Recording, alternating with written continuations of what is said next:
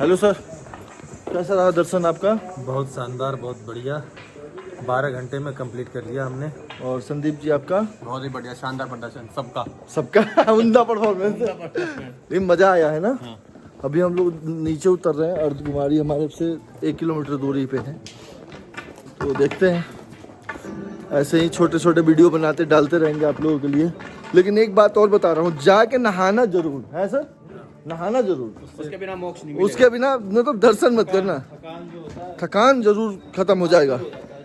भले ठंडा पानी है बर्फ जैसा, लेकिन थकान खत्म हो जाएगा, है ना। हमारे तीनों शेर हम लोग जाके नहा के आए हैं।